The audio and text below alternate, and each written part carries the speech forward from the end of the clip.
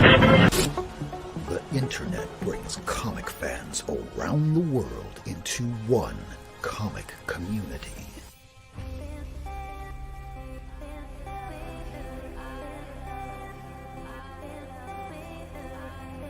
We support the just pay and recognition of these comic creators, comic fam. Because comics are for everyone.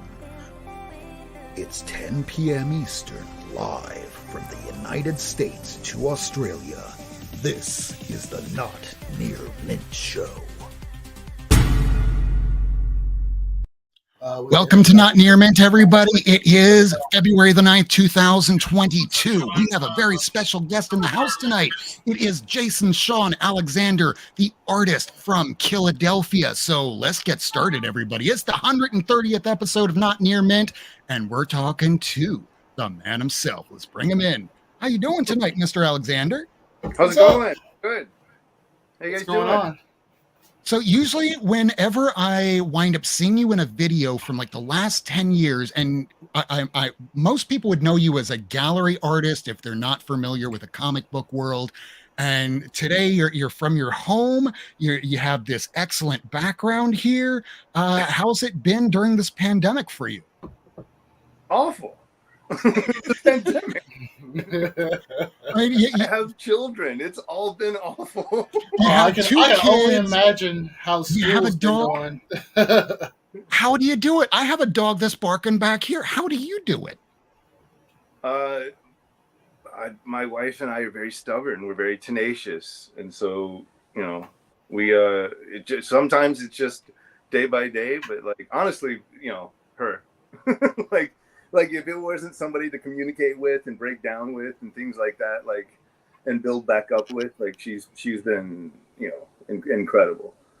Yeah, man, a lot of weed helps too.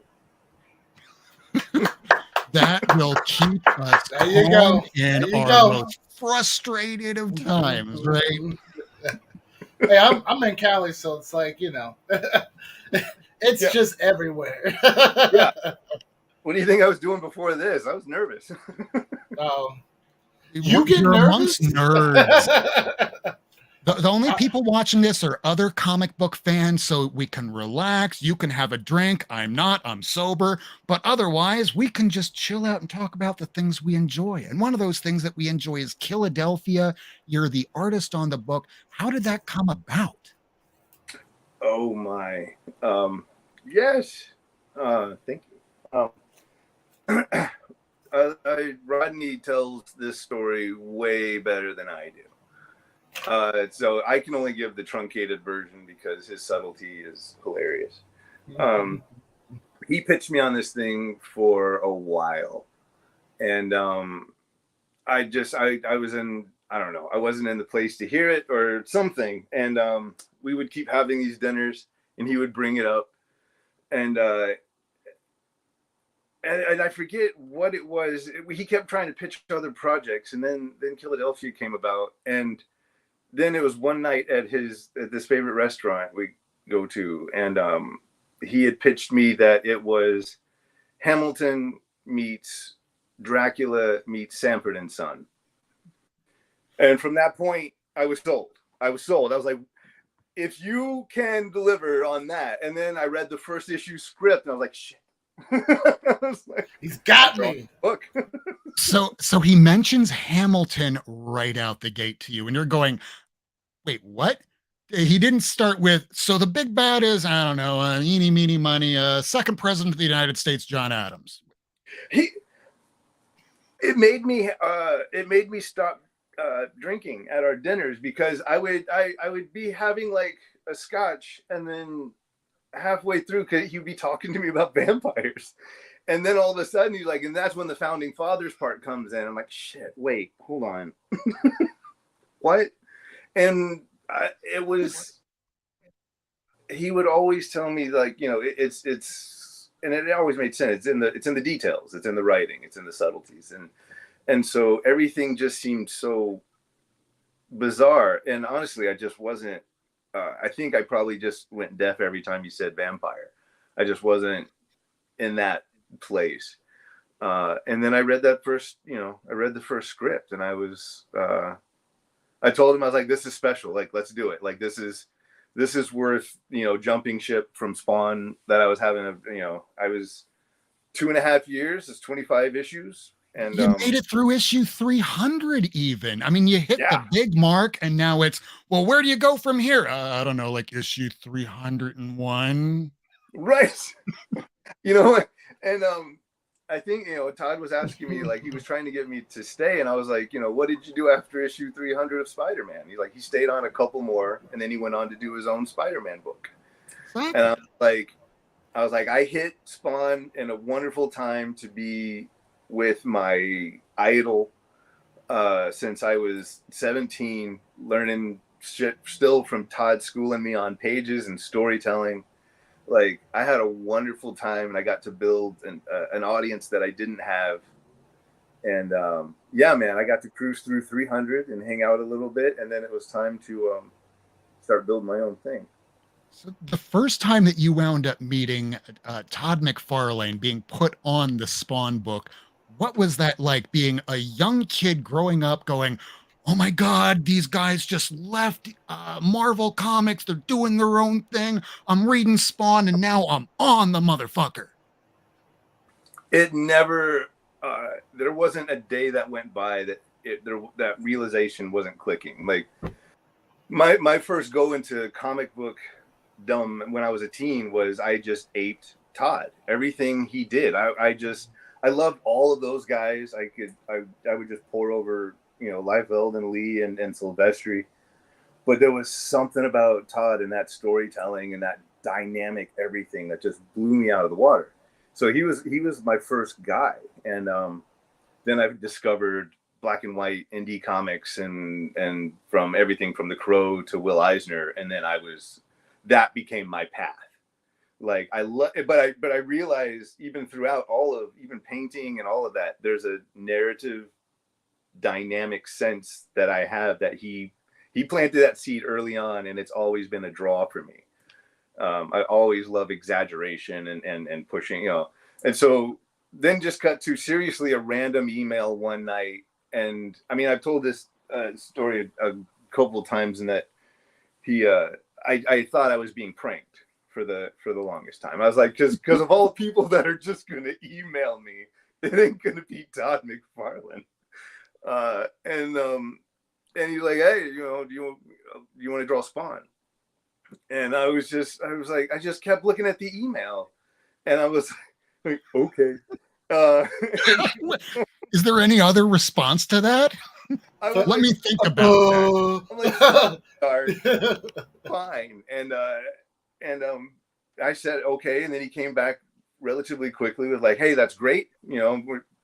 And give me a call. There's my number. Like, what's yours? And I was like, is this real? Is this actually him? And it was one of those where it felt like I was making a foolish decision, but I did it anyway. I was like, here's my number, random email person. And I sent it.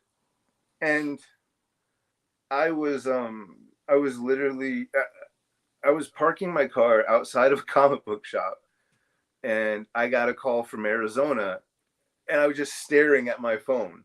And then my parents live in Arizona, but like, this wasn't their number. And I'm like, there's no fucking way. There's just no way. And I let it go to voicemail. I'm like, there's no way. No, it must be Jimmy. Jimmy's just fucking with me. I just. What year is this now? So then it said I had a voicemail, and I listened to the voicemail, and it still didn't make sense. Like, the voicemail immediately went to, it was like, hey, I'm looking for Jason Stud Alexander. I want to get some lessons on learning to draw better in comics. I'm like, who's messing with me? But it was his voice. And I'm like, none of this. I was like, who starts a conversation? Who meets someone this way?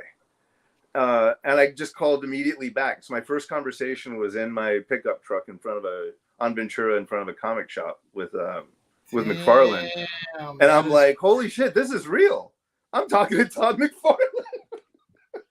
And I'm sure that back in the late 90s, you, just like me, and probably even Kirk, was watching that old Spawn cartoon on HBO. Oh yeah, And I they had to wound sneak up to watch that. introducing every single episode with Yes. Fade Up from Black. Hi, Yeah. I'm Todd McFarlane, creator of I Spawn. So remember. you remember that voice. Yes, and he would end it with "Turn out the lights."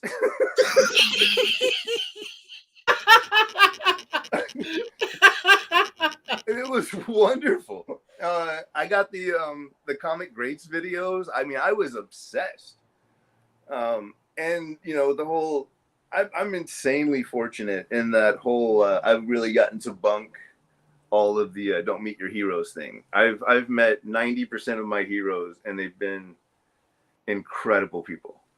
Yeah, you wound up doing a motion comic with Pan's Labyrinth. So that begs another question because Del Toro doing, I mean, he's just got nominated for Nightmare Alley. He's known for being a perfectionist. What was it like working with Del Toro? I worked very closely with Del Toro's assistant. Okay. So he would pass his notes to his assistant and the assistant would go, "Hey Jason." Yeah, yeah, I would get like the approvals and all that. And the thing was, is the part of the Pan's Labyrinth that I drew was Pale Man, and the movie wasn't out yet. And so they sent me a DVD of like the raw footage with you could still see the green behind the guy, you know. But it was just they only sent me that dinner scene. So I'm looking at the dinner Which scene. I'm was just like, great. what the fuck is this movie? Like, I've never seen anything. I was like, what possibly could happen in the next hour and 10 minutes? So I was floored, and luckily I got to do the Pale Man. It was really fun. Yeah, okay, so here's another good question. So you've worked with people that have been in the film industry. That is mostly where they are aware of how to write, and then you have people in the comic book industry that's a completely different beast in how you lay out a page, how you write for panel to panel. Uh, is there that much of a difference between, say, a Rodney Barnes giving you a script and a Todd McFarlane giving you a script? Oh, yeah, those two are polar opposites in that Todd still works the Marvel way. He still likes to give 2 pages, and they're just Dang. yeah. That's So, and crazy. that was because I was slow. Like for the most part, he just wanted to get on the phone, and I'm like, I can't do that. My brain doesn't work that way. Can't multitask like this. I like so you know I felt I just made him do a daunting task of like typing out a page of like what happens on each page. But that's what I needed. And Rodney is a full script panel to panel guy. I'll tell you as far as like when you were talking about the difference between film and comics and all that, and I get scripts from film guys that are trying to do comics as well. But one of the things early on, especially like with Rodney and things, one of the quirks or one of the things that don't seem to translate is a lot of timing, like from the page to page and where the scene goes and how much room. I think that's probably a bigger adjustment from a screenwriter to a comics writer is understanding that time works a little differently. So do you ever have to get into that conversation of, listen, the script is great, but the reveal is 3/4 down the page, and the person's going to look to the next page, automatically see what's going on. You need to save this for the next page. Is there any way we can push this down? Is there any kind of conversations like that? 100%. There's up until recently, I kept yelling at him. I was like even numbers, splash pages on even numbers.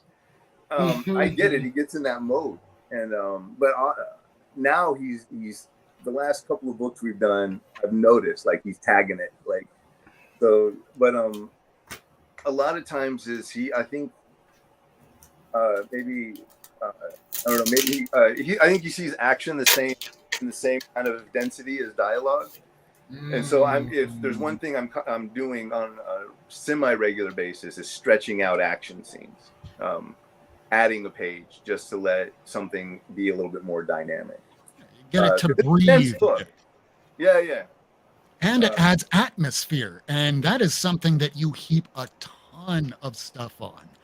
Now, here's another question I really had to ask. We're close to about the same age, or a couple years older than I am.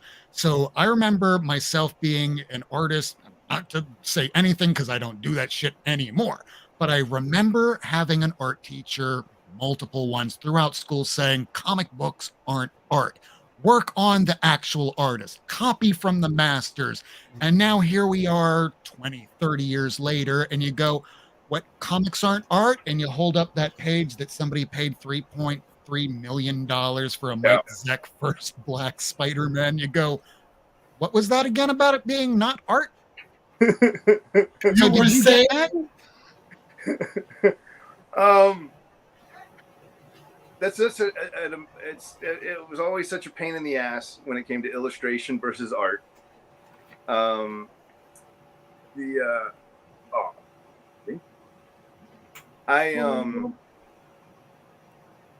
love Right. having come from painting and all that and bringing that kind of thing to.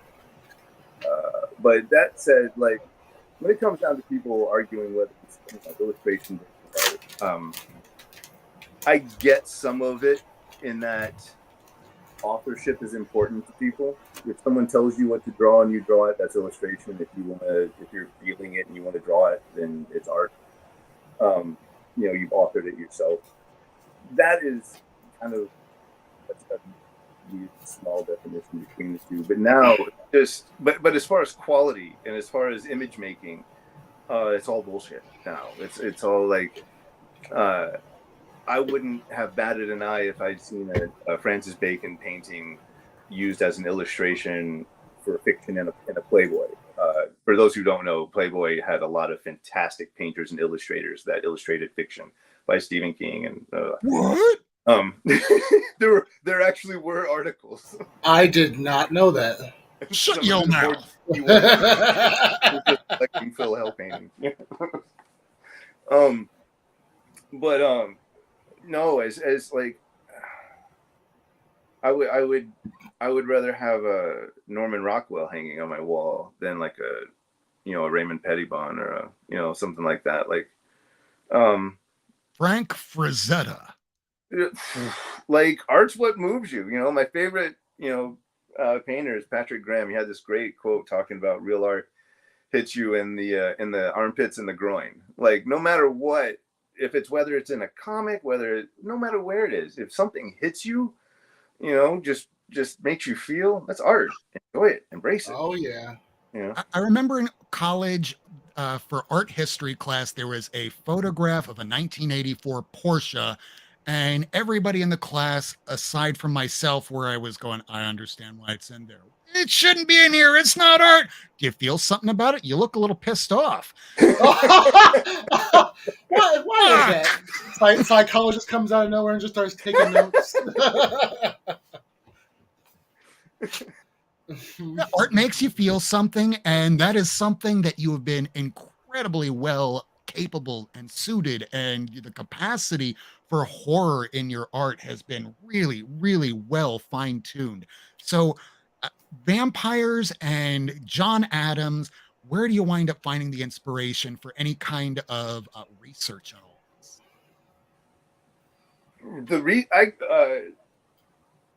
It's funny they say comics rot your brain, but like I've probably done more presidential and American history research since I've done this book.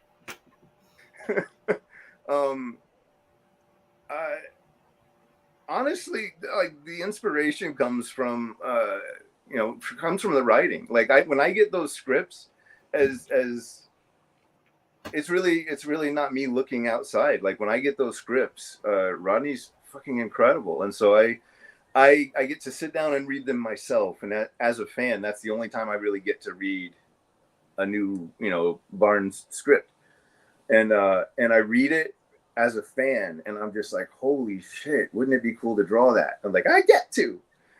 So really it's I see these scenes and these emotional family scenes and these and these vicious ferocious described horror scenes. Some of them go as far as I don't know, like everything about his writing makes me want to draw better. Like I want to convey as much as I can for what he's written, and a lot of it is that atmosphere and all of that, and that's where I spend a lot of my time is trying to achieve. Like every time I read a script, I want it to, especially Killadelphia, I want it to be as cinematic as possible. So I'm spending so much time on pacing and composition and all of that. Oh, so great. I love these. And there's a lot of blood. Yep. So there's great. so much blood. And there gets more blood. I think Rodney's just been catering to the gore factor lately, and I appreciate him for it. Oh yeah, I couldn't find my issue covers. I love that cover. And you even got Todd to do the cover for issue 12, which has been kind of blowing up on the back issue market. Yeah, I heard. And you even got Bill Sienkiewicz, and I mean the people that you wound up getting to do some of these B covers. So what's the story on getting Bill and Todd doing some of the B covers? I cheated. I just called all my friends. Note to self, people: this is how you cheat and actually get your B covers. Call in your buddies. There it is. I'm fortunate that after 24 years drawing comics that it wasn't in a cave, and I've met a whole lot of amazing people. Like one of my earliest professionals that I looked up to and really dug his work was Dave Mack. We met in the early black and white kabuki days. I'm seriously, like, you just that list is like the first probably 2 arcs are friends, and that I'm just calling in every, like, hey guys, want to do a variant? And so it's everybody from Kinetti to Mahfood, and everybody's just being Francesco Mattina doing that issue 1 killer cover. We hung out in New York and traded artwork together the year before, and I was like, oh my God, you have to be a part of it. And then I would say probably the 3rd arc I told Rodney was probably my where I came from arc. Like there's James O'Barr, Simon Bisley, and those kinds of guys.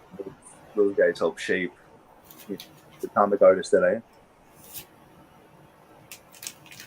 And with Lewis NCT on colors, so when you're having the artist, the writer, and the colorist, and here we have Kirk pulling up another book here. Sorry, I love a lot of these covers.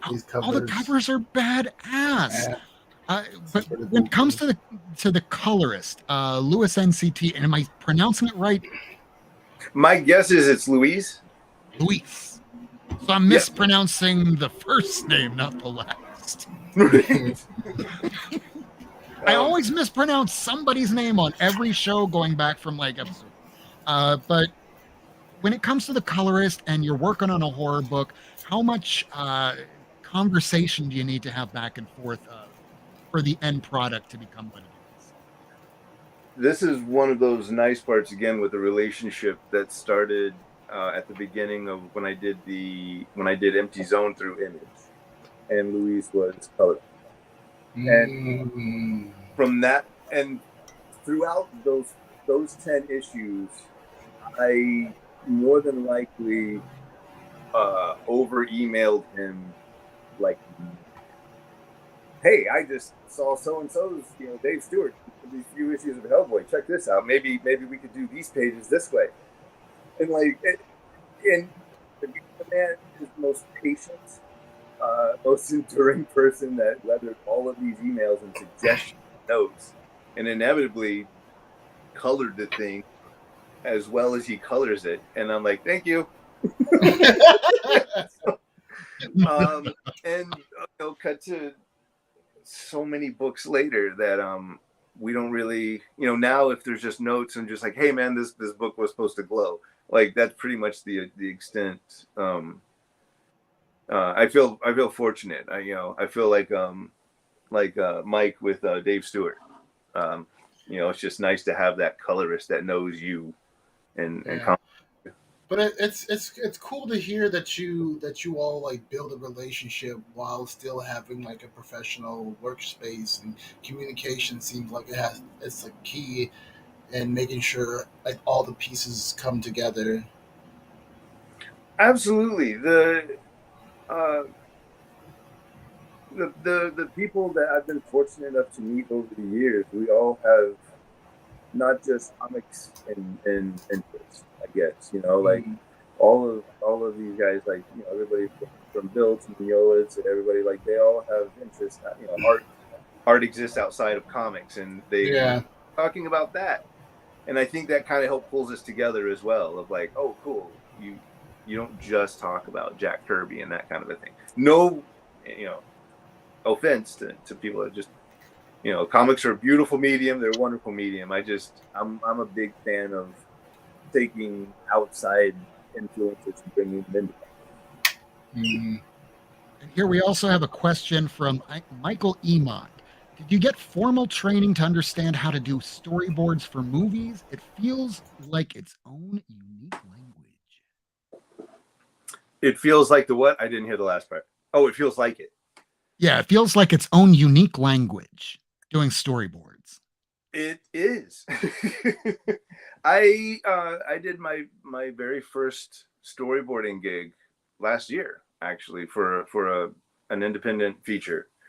And man, it was trial by fire. They liked my comic work, and I thought it's the same thing, just different size panels. No. So it went from, over the course of the one thing, from very rough and very awful to like me figuring it out and I just bought all these books. I started, I didn't want to just go in and like, hold my hand.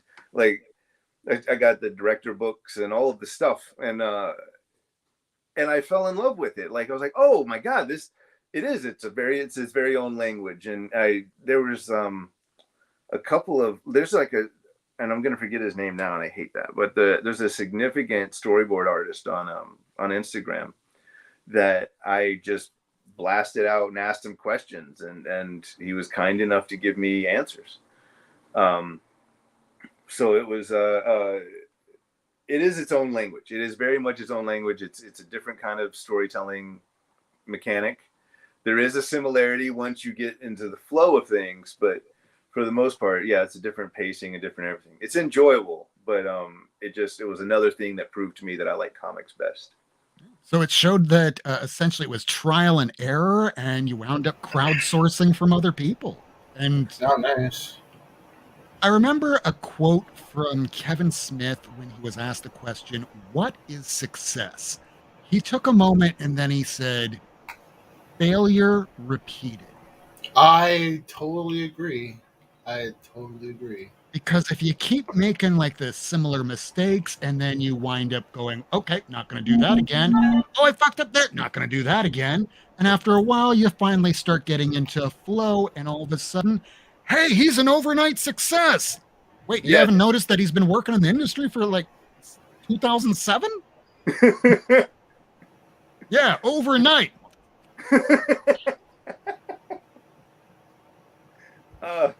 Yeah, man, everybody's breakout album is their, fourth album. I mean, let's take a look back at Brian Michael Bendis, the guy that eventually became the architect for Marvel Comics. He worked on Jinx, he worked on Goldfish, he worked on all of these crime books, and then one day Joe Quesada pulls him into his office and goes, "Hey, I need you to write." "Hey, yeah, I'd love to write and draw." It's like, no, none of this drawing shit. Wait, what are you talking about? You're not an artist. We want you to write. Excuse me. And then overnight success, Ultimate Spider-Man. It's like, man, I've been working for 10 years, and all of a sudden now you know who I am. It's like it, and his crime stuff was so great. It was so it was so great. It was so good that someone saw, oh, we could apply this to superheroes and it could be incredible. And again, like you take the non-typical, like my favorite Wolverine is Kent Williams from Havoc Wolverine Meltdown. Very non-typical superhero artist coming in and just doing for me, the quintessential Wolverine. I'm like, I don't want to draw him. Like, he already did it. One of my favorite Wolverine stories was one where he didn't fight any supervillain. It was written by Jason Aaron and was about some criminal assholes that kept him as like a pet in a pit and had him fight until he got out. And it was just a very short, very atmospheric I never heard of that story. It was in one of the annuals right around the same time that they were doing Old Man Logan. Oh, okay. That's crazy. I love me some Jason Aaron. And back then, he was fresh from doing Scalped. And that's just the thing. People don't know who you are until all of a sudden, hey, wait a second, Killadelphia. Yeah, this guy is famous. He overnight success. So you've worked in the industry for now going on like 15 plus years, not an overnight success. How do you feel about the comic book industry? Man, even that's a different question than if you would have asked it, a year ago. I'm going to be bringing my own book, Empty Zone, back at the end of either this or starting next year. Yeah, from Sirius. Is it still from Sirius? No, I brought it to Image, and I did 10 issues there. And then I realized I had no idea what I was doing with trying to launch my own book in that kind of world with a newborn baby. So I put that on pause, and then I did Frostbite at Vertigo, and that kind of got me back. But doing Empty Zone, bringing Empty Zone to Image was a big choice for me, in that I had spent probably 12 years painting and doing comics, which sounds lovely until you break it down into I was doing 50% of my time painting and 50% of my time in comics. And I would get questions like, why aren't you more famous? Or why aren't you more well known? And it didn't click until I was, just rounding the 40 mark of that if you put 50% into something, you're going to get 50% return. I kept jumping around from miniseries to miniseries, and in between I would do exhibitions, and I would expect people to remember me and keep, remember my 6 issues I did last year. And so I love comics so much, and it felt like I put so much time into it. I told my wife, I was like, I can't go out as a character actor. I was like, I want to go out on I want to go out making comics and being known, because I love them. I want to be a part of them. And I was like, all right, there's my choice. And, the painting studio kind of got, barred up, and everything got put into comics. And I launched with Empty Zone for Image, not knowing shit about Image, not knowing shit about anything. And it took roughly 10 issues of me not understanding any kind of promotion, anything, for me to say, like, I have to stop. I'm going to starve. And then we jumped on to Frostbite with Josh Williamson. And that's how I first knew you. Yeah. Mm-hmm. And it Vertigo, right towards the end. It was, dude, yes. I was so happy I got a bucket by before, it closed down. You get to actually say I was one of the last Vertigo creators. I'm very thrilled for that. Shelley Bond's a good friend. And so, she brought me in and introduced me around right before, she got canned there. And then she went and rocked it at IDW. So, I forgot where I was headed with that, though. We were talking about Vertigo, and doing that book and getting to get a regular check and to work with Williamson on such a fun script was it started bringing. Throughout Empty Zone, I had these weird expectations and all of this weird lofty shit that came from a lot of the gallery world that just doesn't. It was a weird balancing act, trying to find my place between the two. And Frostbite really helped me start getting back into comics, but then I was hit up by Todd. And so I would say by the time I was at the fourth or fifth issue of Spawn, something really started clicking, and it was this magical, like, it wasn't that I had to do a page that day. It was I was excited that I got to do a page that day. Like It becomes a privilege, not a chore. Yeah, and it became like this thing. I was like, you love to draw, right? You're working with your fucking idol since you were 17, right? And it was that thing of like, and it wasn't even, you know what? It wasn't even that. I'm such a weird geek that my most excited moment was when I got to meet Will Eisner. Like that guy, like that comics and sequential art and the Into the Heart of the Storm hit me like I talk about fine art. Hit me, and I just wanted to do stories that emote. I want to do comics that genuinely make people cry or affect them. And somewhere in finally somewhere in Spawn, all that came back, and I was just excited to draw comics again. We're excited that you're drawing comics again. And there's one more subject I wanted to talk about, but I wanted to bounce it over to Kirk just to see if there was anything else that he wanted to ask. I did have a question. Sorry, I wrote it down. Sorry. No, I'm just curious as an artist, how do you because artists always say they have to be in a certain, or some artists say they have to be in a certain headspace to like create. And do you have that? Do you have to be in that certain headspace? If so, like how do you put yourself like in that headspace to create? If that makes sense.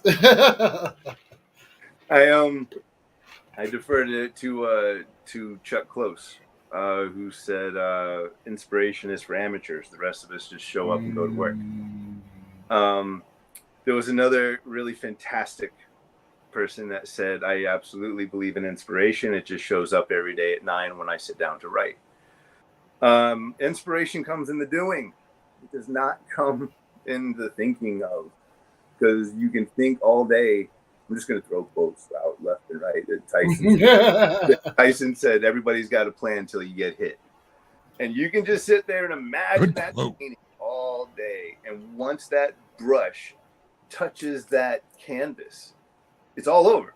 Everything changes. Like, oh shit, this is real. This is a whole different thing than what I was imagining. So inspiration comes in the doing. I show up every day at work. When I have to take my 7-year-old to school, I show up every day at 8. When I don't have to take my 7-year-old to school, I show up at 5:30. I'm not a robot. When I get to the office, I have a very distinct line of things I do that just get me into that mode. I do have to prime the pump and warm up the engine. A lot of that is, having a good book on audio that I'm listening to.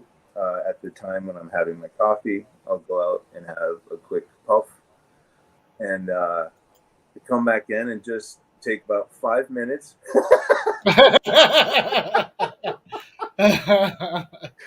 Someone's gonna get in trouble. They take about 5 to 10 minutes to kind of look at the page and just kind of meditate on it, meditate being there and just kind of feeling into the whole experience. And, I remember I have like this little list of just like, drawing is fun. Like, this is what you're hoping to achieve. These are your projects ahead of you. And I look at them, and then by the time like 10 minutes is over, like I'm excited. I've gotten the engine going, and then it's time to sit down and I'm really like, I'm as ADD as you can get. And so whether there's music playing or not, the earbuds go in. the earbuds go in just to honestly dampen out outside sound. And so it's, I have my little glove, my earbuds, my glasses, and I'm all geared up. And so then I just start to work. Then I give myself a solid 3 hours straight. Then by that time, my assistant comes in and we have to start dealing with emails and the outside world. But that first core moment, I'm going to get roughly 3, depending on when I can go in, I'm going to get 3 to 4 hours of just what I can make. You know. We've got one last question from the gallery here from Papa Likes Comics. Jason, do you visit art galleries, museums for inspiration? Yes, and yes. How could you not?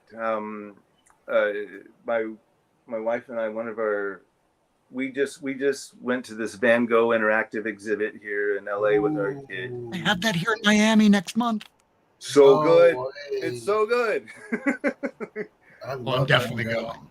Yeah. We all loved it. I love it. Like, I mean, all of these guys, they're not just for show. Between Sargent and Kittaj and all, like, all of these guys find ways to, like, all of these guys motivate the hell out of me. And it just makes me want to make comics. Nice. What was the gallery? It's one of our comedians, Michael Eamon. We got to get him back on. So I got one more question. I want everyone to get real close. Well, now Ace can yell at me for sure. That question is, what is Blackula? Was Blackula? I remember that we were going to be speaking about that at some point, but then Blackula. We have to bring that up, but I don't know. Nope. Stop talking. Go to jail. Who is that? Oh, it's Princess Bubblegum. Princess Bubblegum. You know, great. A show made for kids, but it's not made for kids at the same time. Like, that show is definitely for adults. Take some LSD or mushrooms and you'll have a good time watching it. Yep. That was Adventure what? Time. With Adventure your Time. kids. Oh, yes. Yeah. I just wasn't expecting it. Like, you can't go up and show an animation. I was like, oh no. I thought I hit a button. Oh no, sometimes it feels like he you hit have the Tourette button. syndrome. Yeah, I'm sorry. I'm just a pretentious. He's a pedantic, pontificating, pretentious bastard. A belligerent old fart. A worthless, steaming pile of cow dung. Accurate. You were literally too stupid to insult. Thank you. Oh, but go ahead and repeat the question, Rob. Oh no, a Blackula. Towards the beginning of the show, I wanted to ask if there was anything to bring up for future projects. Yes. I aside from Killadelphia, Rodney Barnes and I are doing an original graphic novel of Blackula. It's kind of a I know there is a direct film thing, but this is not it. But the story does take place kind of as a sequel, and it's fantastic. And I'm not quite sure when and where I find the time to work on it, but we're over halfway done. It'll come out this summer through Zombie Love Studios, which is Rodney's new comics imprint. So he's producing the thing. Beautiful hardcover graphic novel. It'll be a fully painted graphic novel. And it's some of my best work. I'm excited as hell about it. He's got a great script for it, and it's Blackula, man. And it's treated with all the respect of Bram Stoker. Like it's gonna be so good. You're gonna love it. And when should we expect that? Wait. I wouldn't think any time past summer. I'm over halfway done now. I'm going to look forward to summer, but the next thing that everybody at home should look forward to is February the 23rd, issue number 19 of Killadelphia comes out. It is back. Yes. Yeah. And unlike Saga, you didn't have to wait 3 years. No. No, we do a 3-month break. That thing is brilliant. Everybody needs a vacation. This arc of Killadelphia is that it will also include, for the first time, the noir edition, which there will be black and white interior variants of each issue. Ooh. So if you want to get all EC on it and collect some black and white horror comics, you can get Killadelphia in black and white, or you can check out me and Luis in full color. Is there anything coming up for? I'm sorry. Is that promotion enough, Dad? You can. Yes, we want to make sure that people know where to look for your new stuff. And that last question is, where can people find you? Instagram and Twitter. Jason Shawn Alex for both. That's the best way. And I'm always answering emails and such. If you email me from the website, there's always new news. In the next 2 weeks, we're about to launch a Studio JSA Patreon, which will be multiple videos a week of just behind the scenes, early morning, first thoughts at the drawing board, that kind of a thing that'll only be released on the Patreon. And so it'll be multiple times a week, just me, you, and the camera, along with artwork that we're not really allowed to present yet. So the not quite finished project, when it looks a little too complete, I gotta shut the camera off, gotta go by. Make it blurry, make it blurry. Yeah.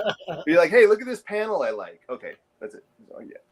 It's at that point you contact Leslie Jones and say, hey, let's go live doing a live tweet about the whole Olympics. Oh, Done. We'll definitely get shut down. I love her. And I agree with Michael. Thank you so much, Jason Shawn Alexander, for coming on the show tonight. Our 130th episode. I can't believe we've gone this long. 130. That's incredible. Congratulations. 3 years. You do one show a day or one show a week, and eventually you have 130 and go, oh my God, what have I done with my life? You made 130 episodes of a thing. That's somehow. Let's see what it looks like at 260 when I'm old and gay. Dude, it's exciting. Congrats. And thanks for having me. It's a lot of fun. I love being able to showcase artists, writers, people that work not necessarily with the big two, but the people that are up and coming and, well, have been coming and are still going and will be here for years to come. Jason Shawn Alexander, thank you so much for coming. You can stick around if you want. I don't know how much time you got. We're going to be showing some new comics that just came out over the course of the week. Do you pick up books every week? I do pick up books every week. That's been more of a recent thing. Physically, I've been as lazy and kind of just jumping on comics all day. But nothing beats walking into that shop. So did you pick up anything today? I did not.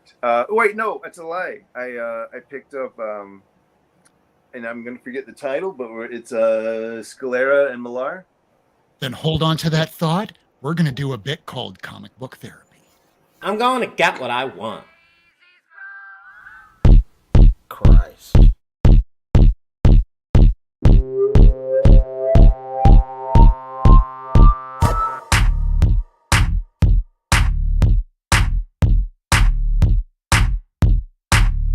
Comic books. Comic books. Comic books. Oh my God. Comic books.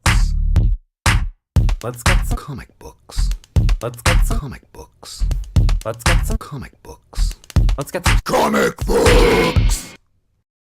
We always have fun with that. I love it.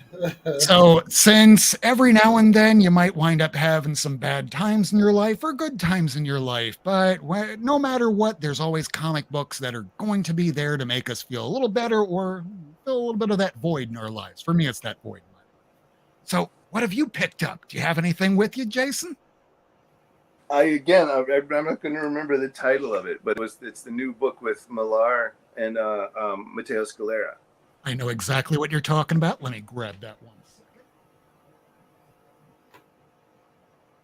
second. I didn't pick up new books today either, so don't feel bad. I got to do that this weekend. Would this be the one? Yes. Ooh, King of Spies. Now, it took me a second to go, hey, there's something a little interesting about this cover. She don't got no arms. Oh my gosh, I did not notice. I can't wait to read this later tonight. Same. I wound up. I flipped through the issue and then I realized I missed it. I slept on it, so I picked up the other. Well, I picked up all three. I might have to pick that up when the trade comes out. Matteo is killing it. I mean, so because the only thing I've done so far is just flip through, but I have to say, like, this is easily some of my favorite art of his. This is gorgeous. No, it definitely looks great. He was kind enough. Yeah, I picked up literally everything. Yeah, he was kind enough to do an early Killadelphia variant. He and I got on really early, got on really from both being painters, and like he's incredible. But this thing, with Millar, like that's my favorite. That's my favorite of his stuff so far. The drawing in it is seems more substantial. It's beautiful. Between this and Magic Order 2, I know that he's trying to write not necessarily for Netflix, but I appreciate the fact that they are going to be coming to Netflix at some point. But I'm also kind of hoping that, much like Wanted and Kick-Ass, that they don't do a 100% accurate, because kind of like the difference with manga and anime, like when we're looking at something like Death Note, and then you go to watch the anime, and it's that live action was the same horrible. thing. I mean, the anime was great; it looked good, but if you already read the manga, you're gonna, I'm not really getting anything. But then you can go the opposite direction. The ending of the anime was beautiful. Chef's kiss. Yes. And then you have the opposite end with Death Note, the live action American movie. Bullshit. And they took another direction. It was wildly inaccurate, but they tried. I can't remember anything from it at all. I think I was sober then. Sometimes it's best not to remember things. I haven't got a chance to read the second volume. I did a cover for an issue of the second volume, but I must have that somewhere back here. But I haven't got a chance to read it yet. I was a huge fan of the first one. I thought it was such a great story. I had some of my friends that wound up going to see Kingsman because of it, and because they called it Kingsman instead of the original title, which of course I always forget, because once it became a movie, I kept hearing nothing but the title of the movie, not the book that I remember reading back when I was a full-blown alcoholic. It was really well written, but then again, it's Mark Millar, and I love Mark Millar. I don't know what Mark Millar's like. Fun. I'm genuinely spotty. Like for whatever reason, that was my introduction to both Millar and Olivier. I'm like, wait, the story is incredible. What is this art? This is so I got to do deep dives on both, and then I wound up getting all the kick-asses and things like that. Like, thank you. Secret Service, thank you so much. Papa likes comics. Why couldn't they just leave it as the Secret Service? That's a perfectly good title, Kingsman. Well, I guess it's got to fit on a bumper sticker. Is that the reason? I don't know. Got to be British. And now there's Kingsman, which I don't know how that's doing at the box office, or if it's anywhere even directly related to this new book. But new book's good. I can't wait to see if he sticks a landing. Yeah. No, same. They're just.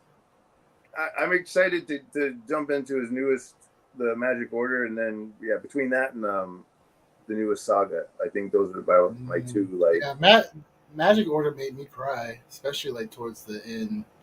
So the first one or the second? The first one. I haven't read the second one, but the first one made me cry. Dude, Yeah. I didn't know what to expect. Yeah, I didn't think it was going to be like a Game of Thrones kind of like don't be attached to certain characters because they all gone.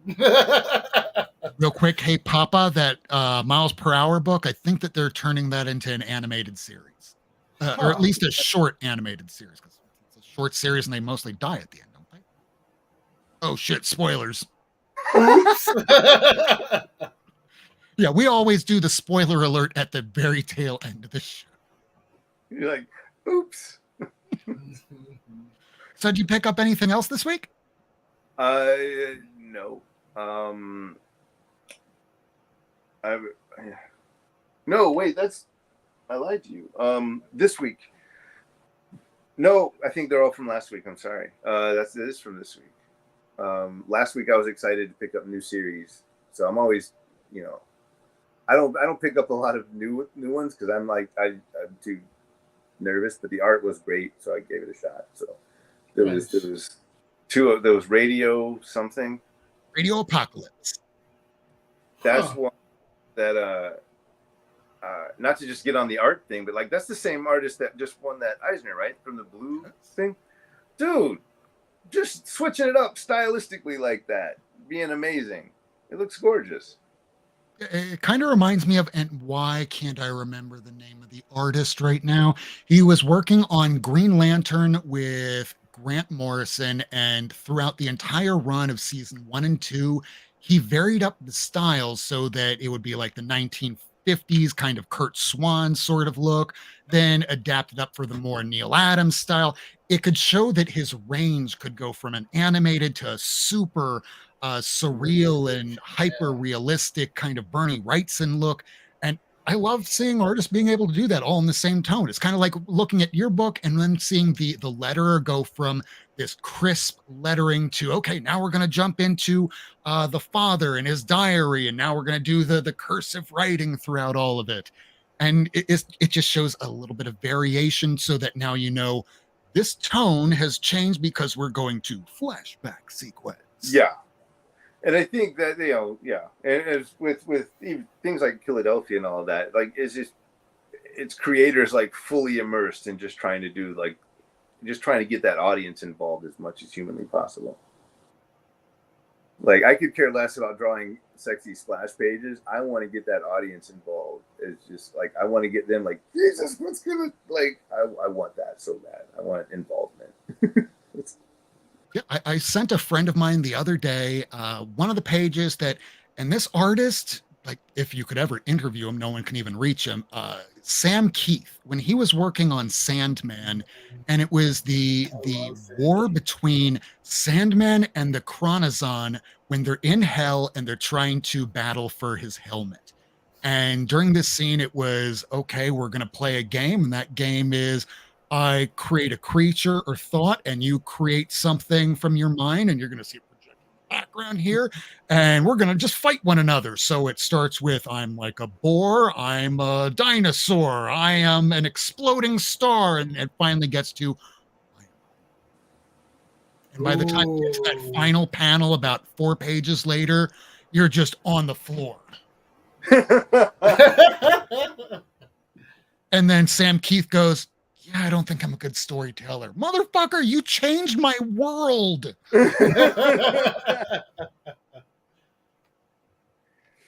Yeah, that guy fucking kills. He just, I appreciated his work so much. He and I were in contact right before his art book came out, and he would send me a PDF and ask my opinion about it. And it was weird. It's weird. I was so much of a fan. It felt weird voicing an opinion on his art book. From what I've heard, he doesn't like to be complimented. Is that true?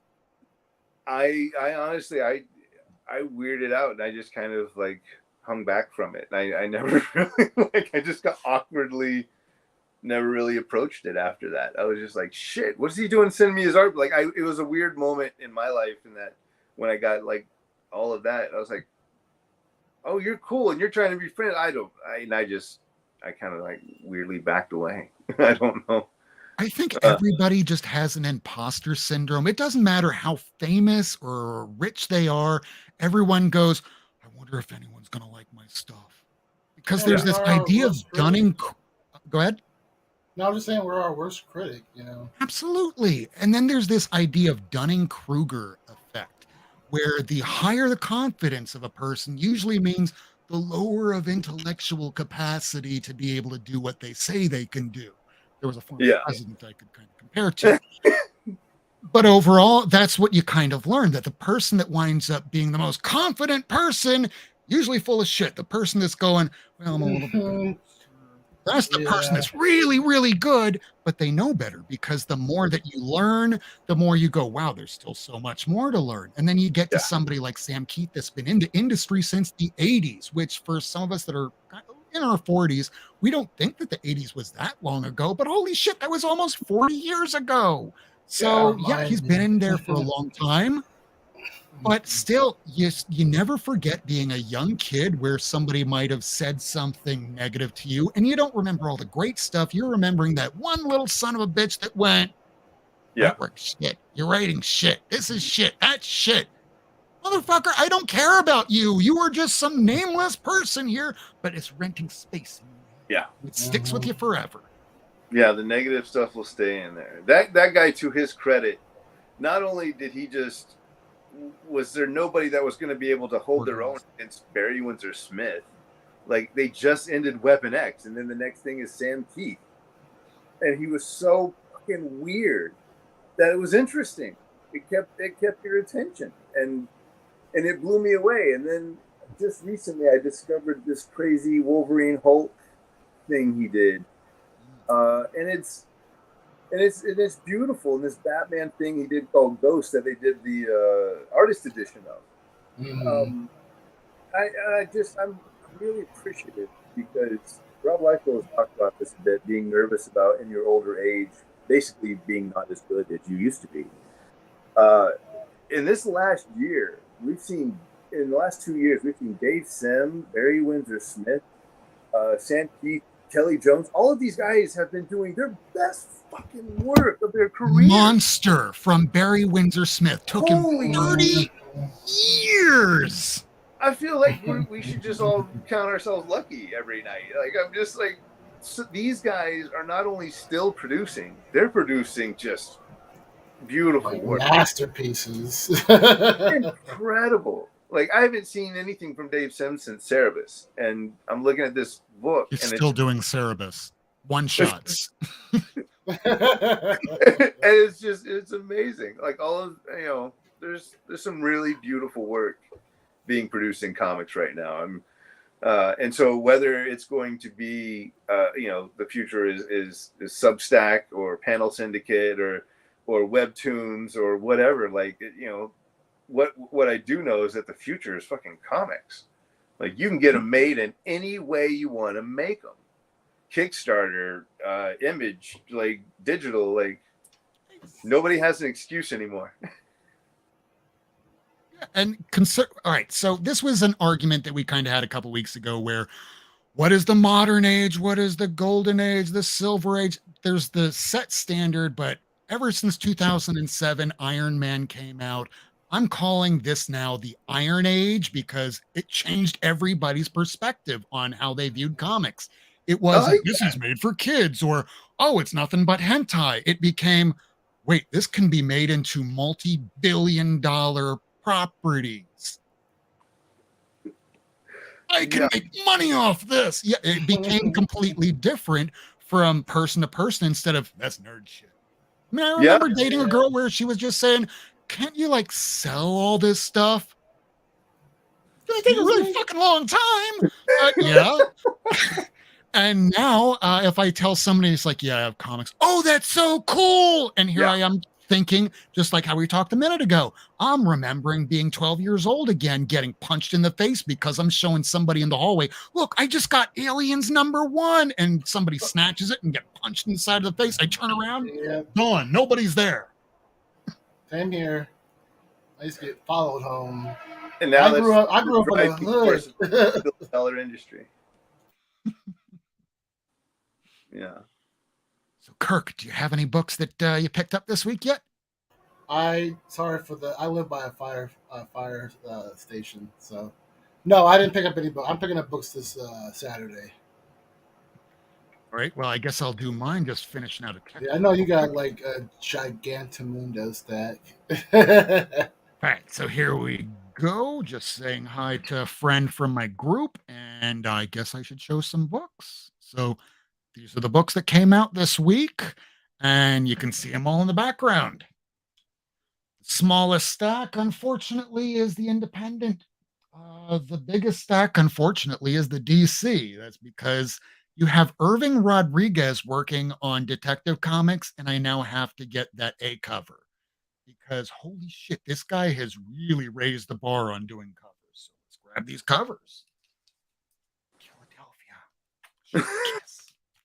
All right, let's bring them all out.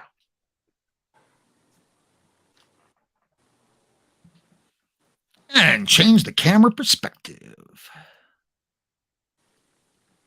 All right, so first up, we got Buffy the Vampire Slayer. This one continues like the story of old lady Buffy, and I guess they're going to launch a whole new multiverse now, but I don't think I'm really going to be sticking around for it because that's going to take up a lot of box space. Hey, here's a Rose Besh cover to Draculina, issue number 1. This is the B cover that just dropped today, and the colors look good, but still has that really, really heavy manga-esque feel to it. Next up, we got Good Boy. This has been a fun little story coming out from Source Point Press, and this is the Francavilla cover. And Francavilla, anytime he does a cover, I really don't even care what's in the book at this point anymore. I see his name, I see his little etching, and yep, I'm getting it. Sight unseen. Hey, we just saw this a couple minutes ago. I don't got no arms. I don't got no arms. Fuck you. I can kick your ass without no arms.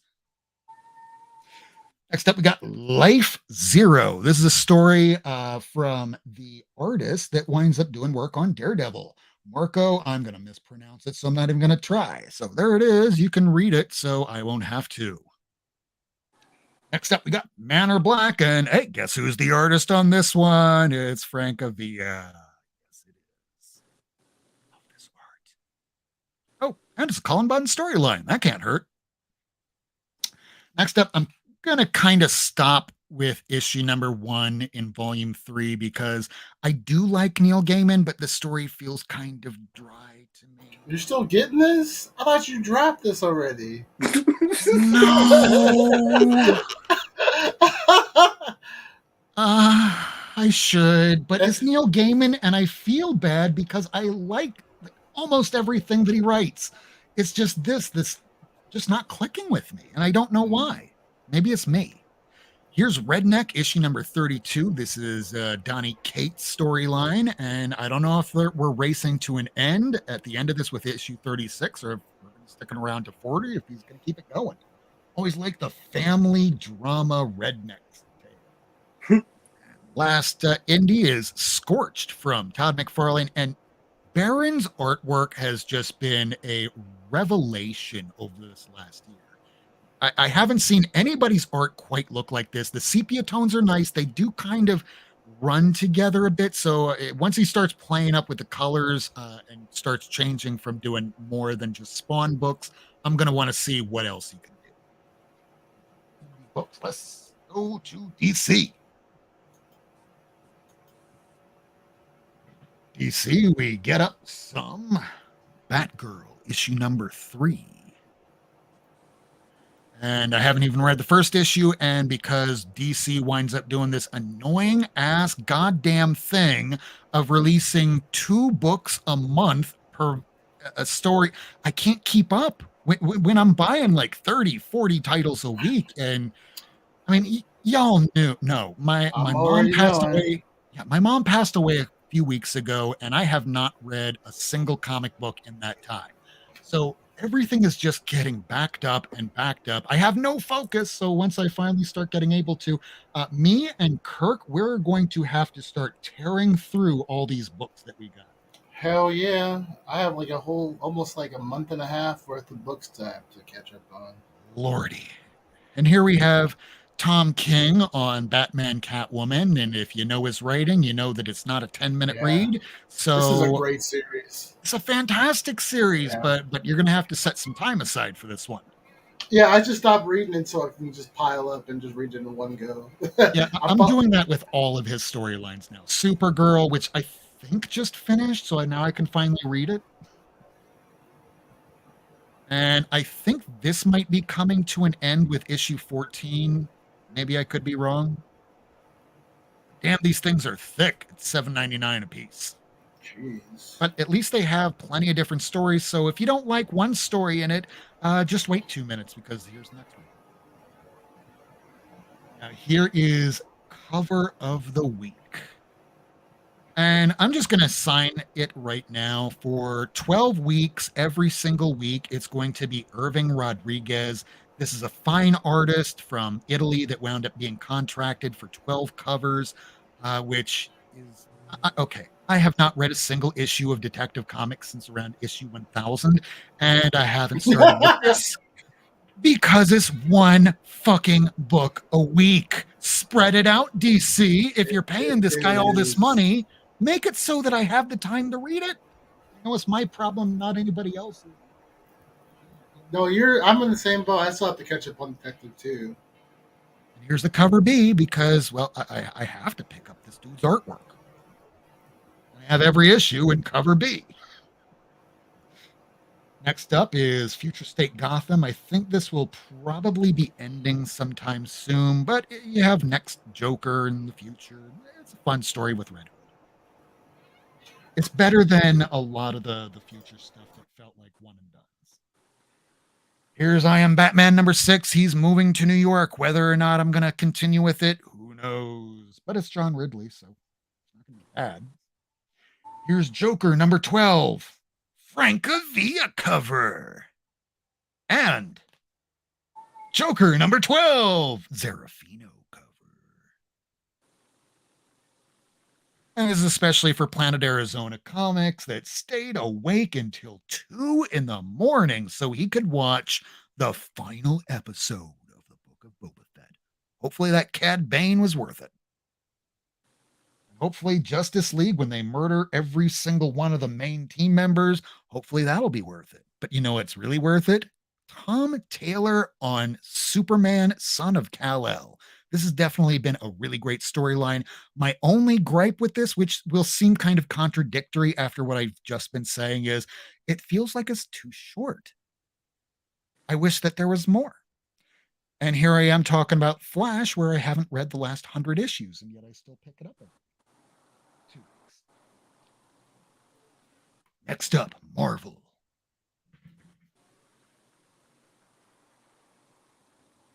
All right, some people have been talking about this in the shops today. This is Amazing Spider-Man, number 88, Bay, and I don't mean, like Beyonce. I don't know. Bay? Beyond? Beyond. Probably has to be Beyond. And no, Papa Comics, I did not pick up Strange Love Adventures today. My shop did not pick up any. God damn it. But what I did pick up, one of only 2 back issues, issue 116 of the Avengers. I'm now only missing issue 136, and I have a full run of 100 to 200, and a lot of them through 200 and up. And it starts the Defenders War. Here we have the first red Black Panther, and follow my logic here, folks. So Tosin was just introduced in Black Panther issue number 3. He also had that cover appearance in that book that's a 1 in 25 that's going for like $400, $500, $600. No. Yeah. So there's a second print coming out that's going to be amazing looking.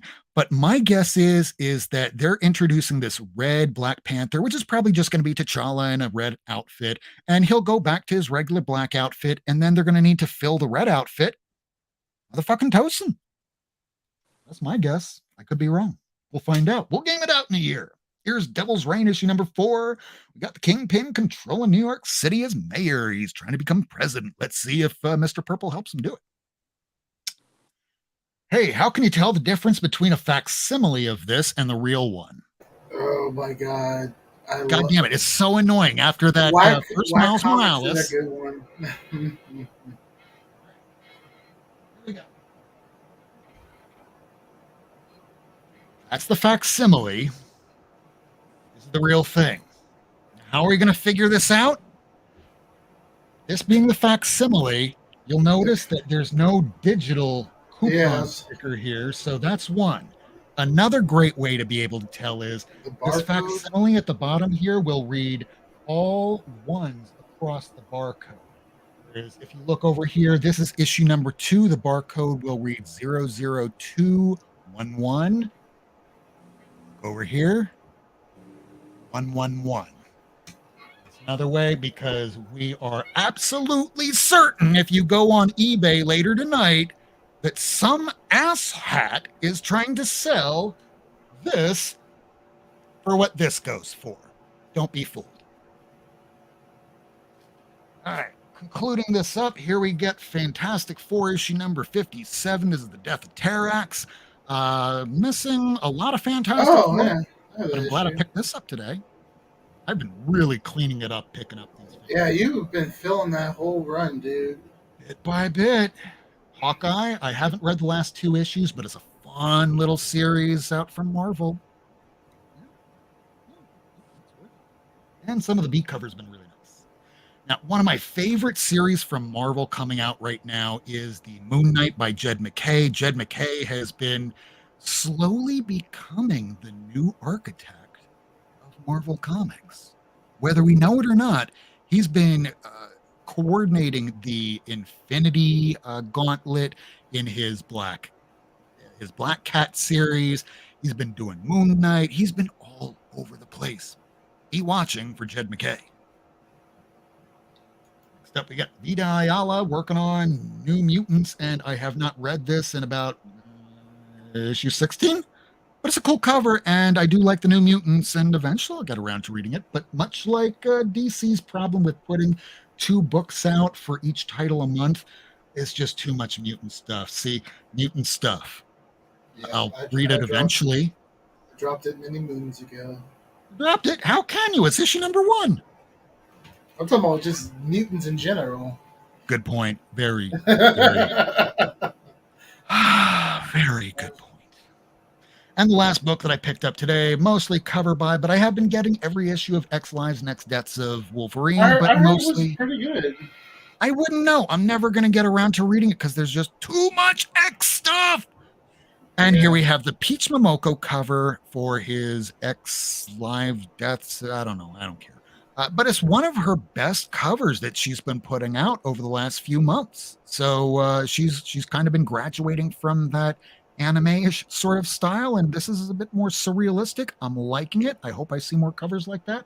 And that was the last issue that I picked up for New Comic Book Wednesday. New comic books.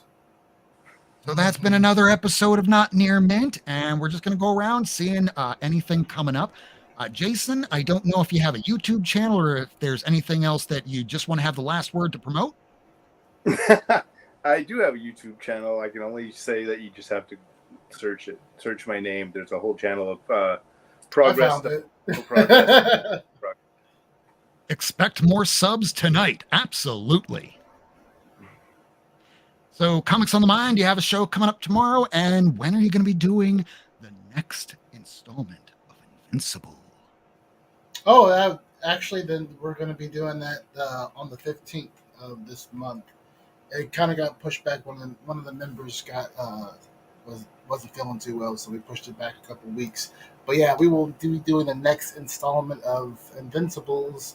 I think it's this Tuesday coming up on the 15th. So if you have some time, come on by and check it out. So I've definitely been loving that series. But that's pretty much it. I have the Comic Book Jive will be coming back not this Monday coming up, but the following Monday. I don't know the date, but just I'll let you guys know next week. But yeah, that's pretty much it for me. All right. Besides random IG stuff. Check out his IG. It is very worth it. Check out all our IGs. Check out all our Instagrams, our YouTubes, all our everything. And Planet Arizona wants to say, if anyone wants to say hi to my son, Matt, he's right next to him. And it's his 17th birthday Friday. So, Happy birthday. 3, 2, 1. Happy birthday to you. Happy birthday to you. Happy birthday, dear Matt. We're going to break the internet for you. Sorry, Matt. Happy birthday, buddy.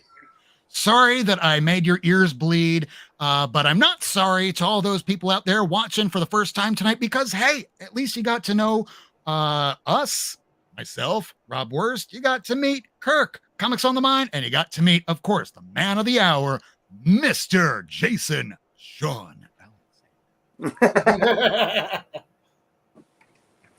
There's a screaming So that's baby. been our show tonight. That's where I'm headed. Awesome.